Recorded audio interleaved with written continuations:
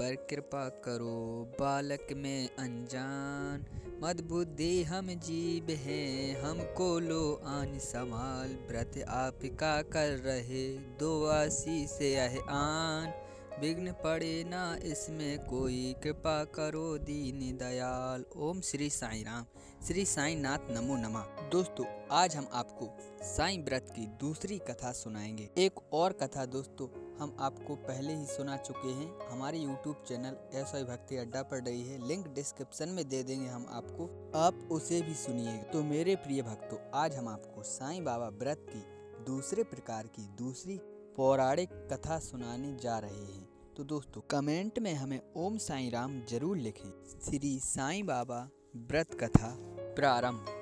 श्री साईं बाबा व्रत कथा अध्याय 1। श्री साईं बाबा की कृपा।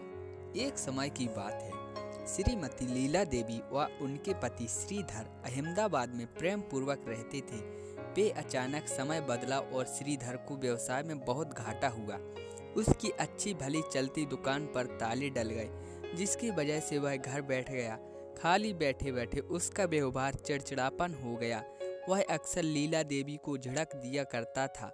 पड़ोसी भी उसके स्वभाव में आए परिवर्तनों से खिन्न रहने लगे। लीला देवी बहुत धार्मिक प्रवृत्ति की महिला थी। वह जानती थी कि ईश्वर इस दुख की कोई राह जरूर निकालेंगे। एक रोज लीला देवी के द्वार एक अद्भुत तेजस्वी चेहरे वाले वृद्ध साधु आए और उससे उन्होंने भिक्षा में दाल चावल मांगा। लीला देवी ने तुरंत हाथ धोकर महाराज को दाल चावल दिए और उन्हें नमस्कार किया। महाराज ने खुश होकर उसे आशीर्वाद दिया और लीला देवी के दुखों को दूर करने हेतु उसे श्री साईं बाबा के गुरुवार वाले व्रत को करने की विधि समझाई। उन्होंने बताया कि सामर्थ्य अनुसार मानकर 5, 7, 9, 11 अथवा 21 गुरुवार तक साईं बाबा का व्रत करने, विधि से उद्यापन करने, गरीबों को भोजन कराने से उसकी मनोकामना पूर्ण होगी। इस व्रत को करते समय झूठ, छल आदि बुरी आदतों का त्याग करना उचित रहेगा। व्रत पूर्ण होने पर यथाशक्ति 7, 11, 21, 51, 101 पुस्तकें कृतज्ञता स्वरूप दान करते हैं। श्री साईं के वचन है, श्रद्धा व सबूरी, इन्हें ध्यान में रखकर व्रत रखें। इतने सरल व्रत को सुनकर लीला देवी अत्यंत प्रसन्न हो गई और अगले गुरुवार से ही उसने श्री साईं बाबा व्रत का पालन किया और देखते ही देखते उसके पति के स्वभाव में आश्चर्यजनक परिवर्तन आ गया और उसने फिर से व्यापार चालू किया, जो बहुत सफल हुआ। घर पर श्री साईं बाबा की कृपा से सुख शांति हो गई। एक दिन लीलावती की बहन और उसके पति उससे मिलने आए।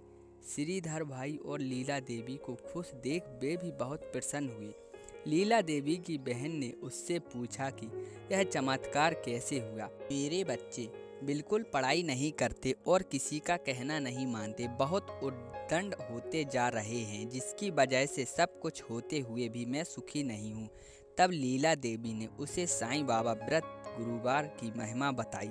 इस व्रत की महिमा सुन लीला देवी की बहन बहुत प्रसन्न हुई और उसने पूर्ण मन से, श्रद्धा और विश्वास से 9 गुरुवार तक यह व्रत किया और जिसका परिणाम यह हुआ कि उसके बच्चे मन लगाकर पढ़ते एवं हमेशा कक्षा में अव्वल आते और साथ ही साथ घर के छोटे मोटे काम में भी उसका हाथ बटाते।